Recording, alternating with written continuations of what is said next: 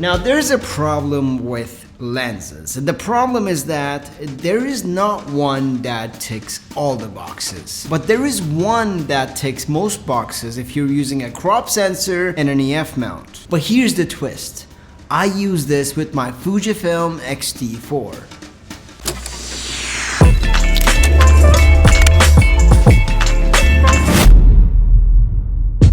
Okay, so I do not like to carry a lot of camera gear with me. When I first started with my Fujifilm XT4, I had a bunch of lenses. I had a 17-55 2.8 EF mount, 70-200 2.8 EF mount, a 50mm 1.8, an 85mm, and having these lenses, it really was hard to carry them onto shoots. Like I would use the 50mm on portrait, and I would use the 17-55 on some of my B-roll and maybe some vlogging stuff. Then I discovered a lens that really changed the way I look at camera gear forever. I discovered the 18-35 Sigma 1.8 art lens. This lens is phenomenal. In fact, I'm recording this whole thing with the 18-35. So yes, this lens, in terms of focal length, in terms of aperture, it basically ticks most boxes. It is an 18-35 crop sensor lens with an aperture of 1.8. So with this lens, I can shoot B-roll, I can shoot architecture, I can shoot landscape, I can shoot portraits. There's a lot I can do with this lens. And this is exactly what I want. And the thing is, the focal length is super versatile. When I bought this lens, I basically sold 3 of my other lenses that I didn't really need. Now let's quickly talk about how I use the Sigma 18-35 on my Fujifilm XT4. And with my Fujifilm XT4, I use Canon's old EF system. So for that, I have the Fringer Pro 2 adapter. To be honest with you, I sort of thought about switching to using Fuji lenses, but the reason why I stayed with the Canon system is because of this lens. This is an EF mount lens,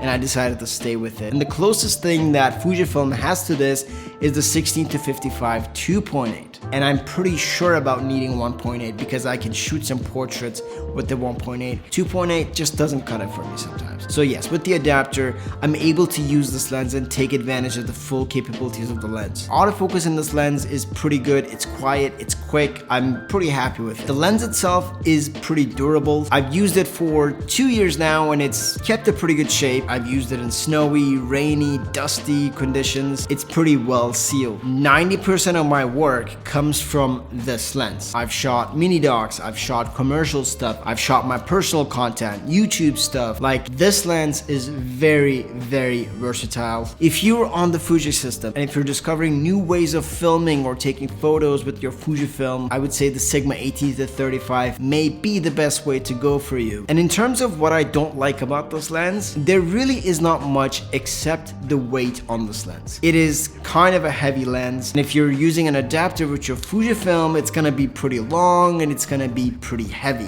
That's the only disadvantage. I used to vlog with this lens, and because of the weight, I bought myself a wide angle that I can just vlog. It's a lot lighter, and with this I shoot my B-roll and mostly talking head videos like these. So yeah, I just find it a little too heavy, but other than that, this lens is just phenomenal.